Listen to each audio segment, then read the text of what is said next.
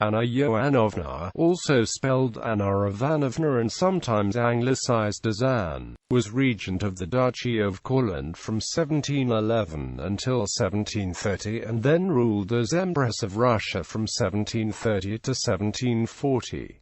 Early life. Anna was born in Moscow as the daughter of Tsar Ivan V by his wife Praskovia Saltykova. Although Anna's father was himself Tsar of Russia and co-ruler with his half-brother Peter I, he was mentally disabled and incapable of administering the country. Therefore, his younger half-brother and co-ruler was effectively the autocrat of all the Russias. Anna's father Ivan V died in February 1696, when Anna was only 3 years old, and her uncle became the sole ruler of Russia. Although Anna was the fourth child of her parents, she had only one surviving elder sister, Catherine, and one younger sister, Praskovia. The three girls were raised in a disciplined and austere manner by the widowed mother, a very stern lady of sterling character. Born into a family of relatively modest means, Praskovia Saltykova had been an exemplary wife to a mentally challenged man, and expected her daughters to live up to her own high standards of morality and virtue. Anna grew up within a milieu which cherished womanly virtue and domesticity above all else, and strongly emphasized thrift, charity, and religious observances.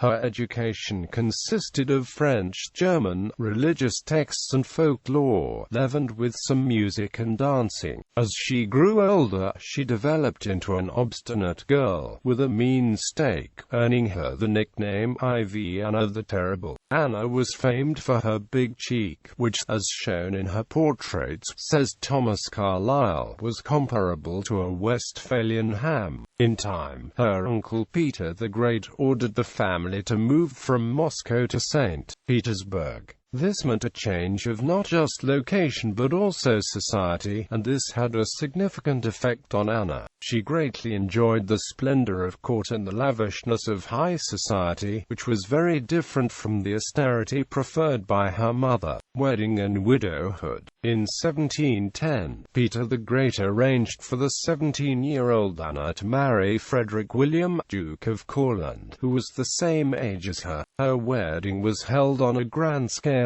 as per her own inclinations, and her uncle gave her a fabulous dowry of 200,000 rubles. At the feast which followed the wedding, two dwarfs performed a parody by jumping out of enormous spies and dancing on the tables. The newly wedded couple spent several weeks in Russia before proceeding to Courland.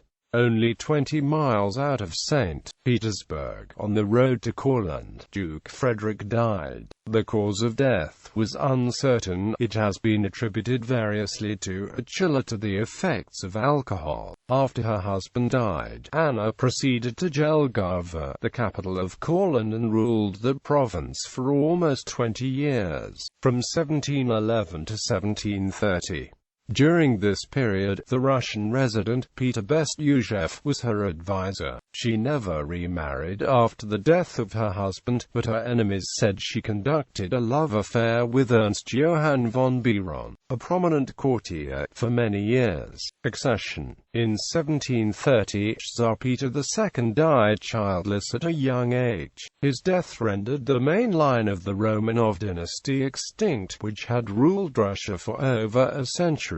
Since 1613, possible candidates for the throne were the three surviving daughters of Ivan V, namely Catherine, Anna, and Praskovia, and the two surviving daughters of Peter the Great, namely Anna and Elizabeth. Ivan V had been the older brother of Peter the Great and co-ruler with him, and by that reckoning, his daughters may be considered to have the prior right. However, if seen from the perspective that the successor should be the nearest kin of the most recent monarch, then the daughters of Peter the Great were nearer to the throne, because they were the aunts of the recently deceased Tsar Peter II. The dilemma was made greater because the daughters of Peter the Great had been born out of wedlock, and had been legitimized later by him. after he formally married the mother Catherine I, who had previously been a maid in his household. On the other hand, Praskovia Saltykova, the wife of Ivan V,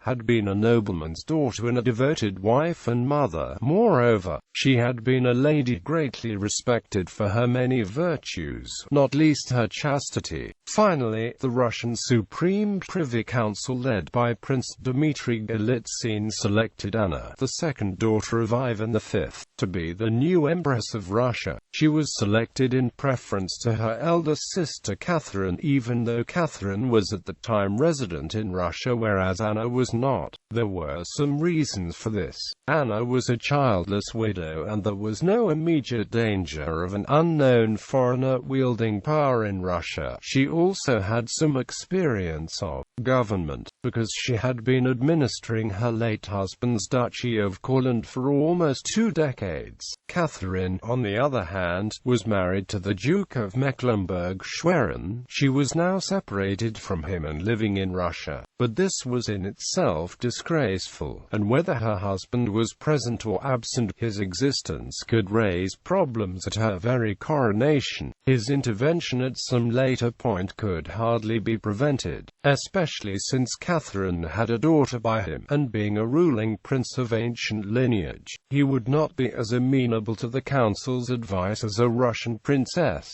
Also, the fact that Catherine had a daughter already would provide certainty of succession which the nobles perhaps preferred not to have. The Supreme Privy Council preferred the childless and widowed Duchess of Courland. They hoped that she would feel indebted to the nobles and remain a figurehead at best, and malleable at worst. To make sure of that, the council convinced Anna to sign a declaration of conditions to her accession, modelled after a Swedish precedent, which stated that Anna was to govern according to the council and was not permitted to start war, call for peace, create new taxes, suspend the revenue generated by the state without their consent. She could not punish nobility without trial, could not make grants of estates or villages, could not appoint high officials, and could not promote anyone, whether foreigners or Russians, to court officers without the consent of the council. Anna signed the document of conditions on the 18th of January 1730 at her capital, Jelgava in Courland, and proceeded to the Russian capital. On the 20th of February 1730, shortly after her arrival, Empress Anna exercised her prerogative to do away with her predecessor's Privy Council and dissolved that body. The Supreme Privy Council, which had stipulated those onerous conditions, had been composed largely of the families of the Princes Dolgoruki and Golitsyn.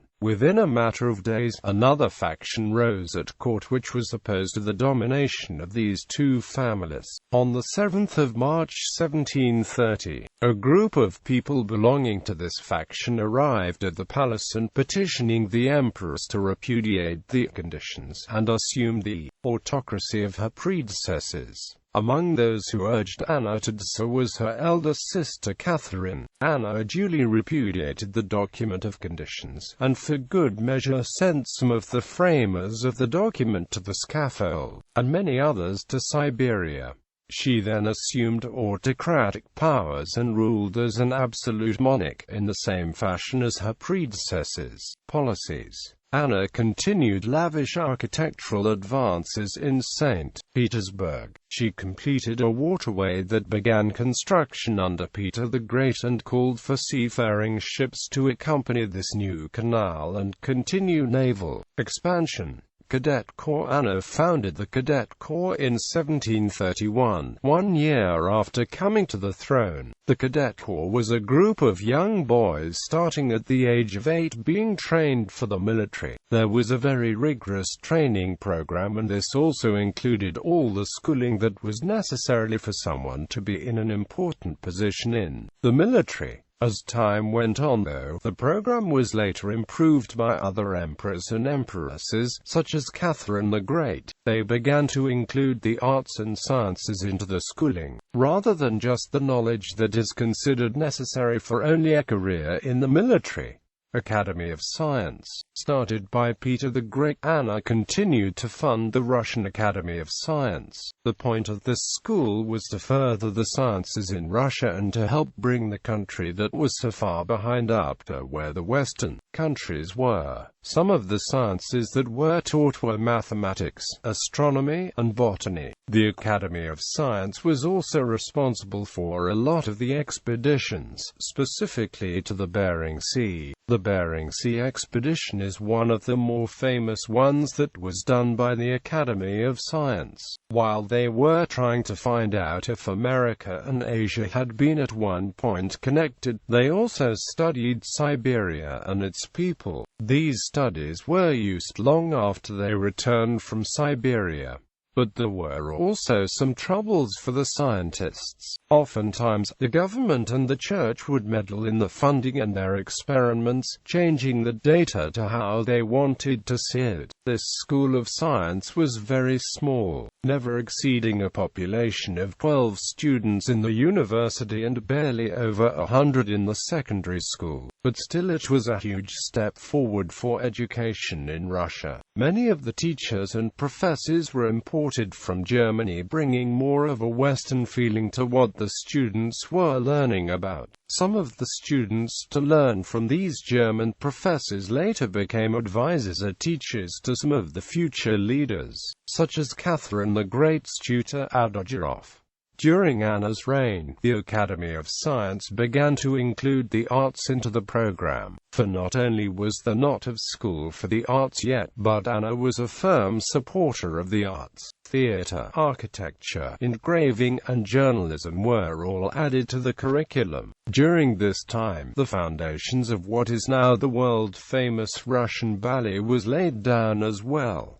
The Secret Office of Investigation. There have been many rumors since the time of Anna's reign that Iran had a large impact on this office, but truly it was run by the Senator A.I. Ushakov. This office was resurrected during Anna's reign to punish those for political crimes mostly, but sometimes they would take cases that were not as political. The punishments that came from the crimes that were committed were often very painful and disgusting. For example, some people that had supposedly been plotting against the government had their noses slit as well as being beaten with the knout. Russian authorities listed a total of around 20,000 Russians, including some of the highest native nobility, fell victim to Iran and Anna's police. Nobility. Anna gave many privileges to those that were considered the nobility. In 1730, she made sure that the law of Peter the Great that outlawed states from being subdivided, the primogeniture law, was repealed. Starting in 1731, landlords were responsible for the serfs' taxes, and their economic bondage was tightened again. In 1736, when the age of service changed to 20 with a 25-year service time, Anna and her government also determined that if the family had more than one son, one could stay behind so that he could work the estate. Westernization. Westernization continued after Peter the Great's reign in areas of prominent Western culture such as the Academy of Science, cadet corps education, and imperial culture including theatre and opera. Although not at the fast-paced speed of Westernization under her uncle Peter's reign, it is evident that a culture of the expansion of knowledge continued during Anna's rule and affected mostly nobility. It is argued that this success in Westernization is due to the efforts of the German court nobility. The foreigners' impacts are viewed both positively and negatively. Anna's reign is different from that of other imperial Russian rulers in one respect. Her court was almost entirely made up of foreigners, the majority of whom were German. Some observers have argued that historians isolate her rule from Russian history due to the long-term prejudice towards Germans,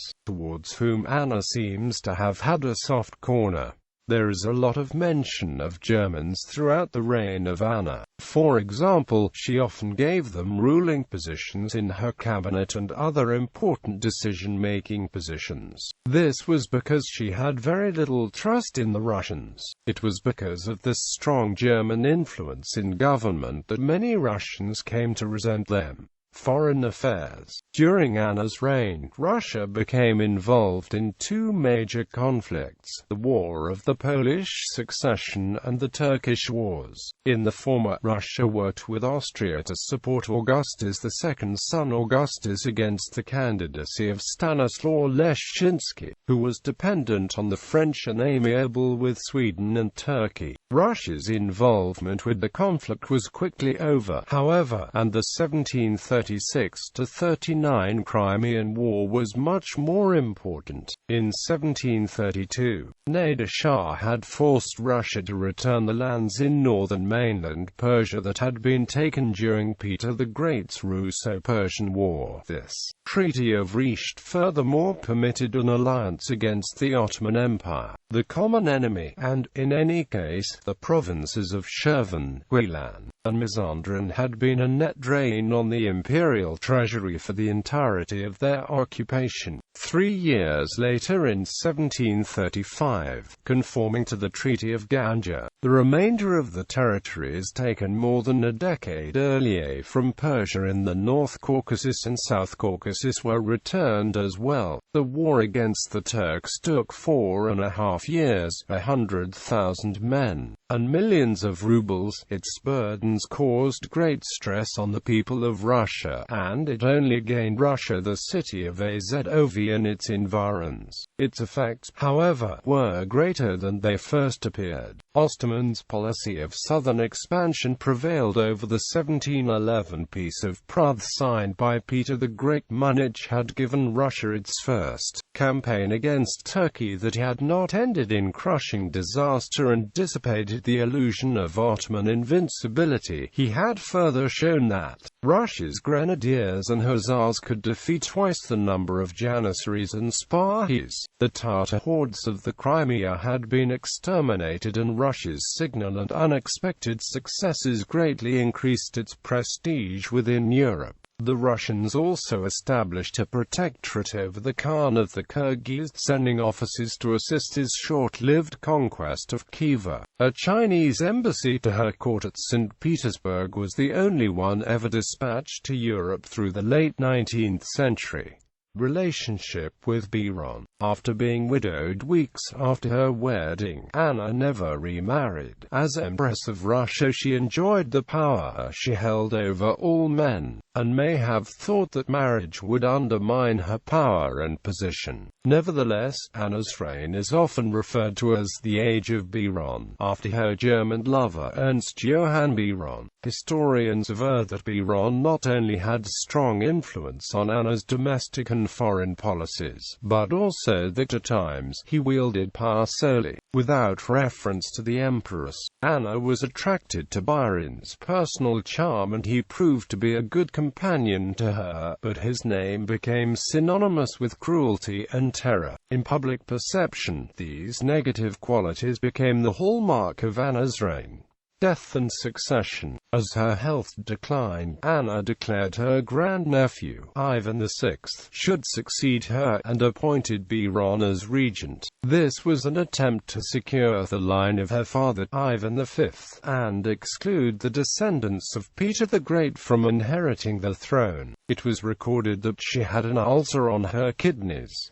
She continued having attacks of gout, and as her condition worsened, her health began to fail. Anna died on October 17, 1740, from a terrible kidney stone that made for a slow and painful death. The Tsarits's final words focused on Biron. She died at the age of 47 of kidney disease. Ivan VI was only a 2-month-old baby at the time, and his mother, Anna Leopoldovna, was detested for her German counselors and relations. As a consequence, shortly after Anna's death, Elizabeth Petrovna, Peter I's legitimized daughter, managed to gain the favor of the populace, locked Ivan VI in a dungeon, and exiled his mother. Anna was buried 3 months later on January 15, 1741, leaving behind uncertainty for the future of Russia. Legacy. In the West, Anna's reign was traditionally looked on as a continuation of the transition from the old Muscovy ways to the European court envisioned by Peter the Great. Her government, on the whole, was prudent, beneficial and even glorious, but it was undoubtedly severe and became at last universally unpopular. Within Russia, Anna's reign is often referred to as a dark era. The issue with Anna's reign derives from her personality flaws. Even considering the need of Russian rulers to avoid displays of weakness, Anna's rule involved questionable acts towards her subjects. She was known to enjoy hunting animals from the palace windows and on more than a few occasions humiliated individuals with disabilities. There were continued issues with serfdom, peasant and low-class slavery, taxation, dishonesty, and rule through constant fear. Her empire was described by Lefort, the Saxon minister, as being comparable to a storm-threatened ship, manned by a pilot and crew who are all drunk or asleep, with no considerable future. Quote, Anna's war with Turkey, economic issues, and conspiracy revolving around her accession all bring to light an ominous glow of the Empress's reign. She restored the courts in St. Petersburg and brought Russia's political atmosphere back to where Peter the Great had intended progress. The grandeur was almost unmatched in Europe or Asia, but such lavish court life was overshadowed by the thousands of men slaughtered in war. It is undeniable she had a vast impact in science and culture, but it came with a price. The positive aspects of Anna's reign are typically ignored, though it is important to note that she had no more influence on domestic and foreign relations and policies than any other 18th-century ruler. Ancestry.